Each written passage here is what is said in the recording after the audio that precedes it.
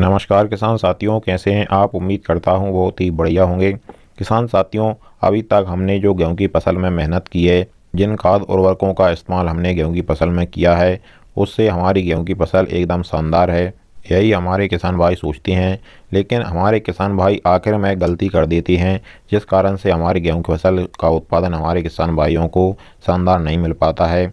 गेहूं की फसल में आखिरी सिंचाई और आखिरी खाद भी बहुत ही ज़्यादा ज़रूरी होता है, क्योंकि आखिर में ही हमारे जब गेहूं की फसल में बालियां निकलती हैं, उनमें दानों का भराव होता है, तो तभी डिसाइड होता है कि बालियों में कितने दाने बनेंगे, दानों का आकार कैसा होगा, दाने चमकदार वजनदार बने। इस तरह से हमें किसान साथियों आखिर में गेहूं की फसल पर कुछ खास बातों का ध्यान रखना और कुछ खास कार्य करना ज़रूरी होता है, जिसके बारे में हम वीडियो में आपको अच्छी तरीके से पूरी जानकारी बताएंगे। उससे पहले हमारा आपसे बस एक छोटा सा निवेदन है, जिन किसान साथियों ने अभी तक हमारे चैनल को सब्सक्राइब नहीं किया हुआ है, वे सभी चैनल को सब्सक्राइब कर लें, वीडियो को एक लाइक ज़रूर करें और ज़्यादा से ज़्यादा हमारे सभी किसान साथियों के साथ इस वीडियो को शेयर भी करें। सबसे पहले बात करते हैं किसान साथियों गेहूं की फसल में आखिरी सिंचाई के बारे में। किसान साथियों, गेहूं की फसल में आखिरी सिंचाई बहुत ही खास भूमिका निभाती है, लेकिन आखिरी सिंचाई आपको सही समय पर करना ज़रूरी होता है।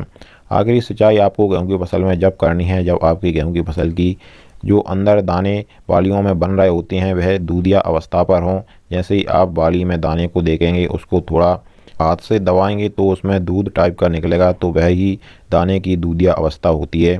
तो इसी समय पर आपको गेहूं की फसल में आखिरी सिंचाई कर देनी है।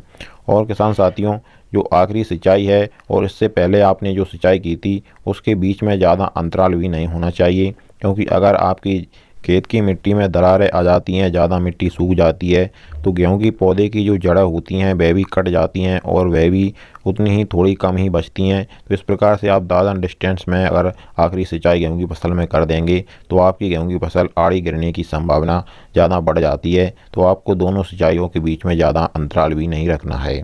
किसान साथियों, कई लोग वीडियो में यह भी बताते हैं कि आखिरी सिंचाई के समय आपको बालियां निकलने के बाद में यह खाद डालना चाहिए, है स्प्रे करना चाहिए, NPK का स्प्रे करना चाहिए। तो किसान साथियों, आपकी गेहूं की फसल में जब बालियां निकल आती हैं तो उसके बाद में आपको किसी भी खाद उर्वरक या किसी भी स्प्रे को अपनी गेहूं की फसल में बिल्कुल नहीं करना है, क्योंकि इस समय पर आपकी गेहूं की फसल में आप किसी भी खाद उर्वरक या स्प्रे करेंगे तो आपको कोई खास फ़ायदा नहीं होगा और आपके पैसे वेस्ट चले जाएंगे। तो किसान साथियों, किसी की बातों में आकर आप बालियां निकलने के बाद में किसी भी प्रकार का कोई भी स्प्रे अपनी गेहूं की फसल में बिल्कुल ना करें।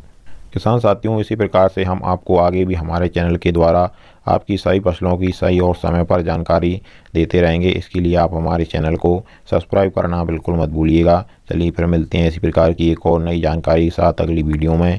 नमस्कार।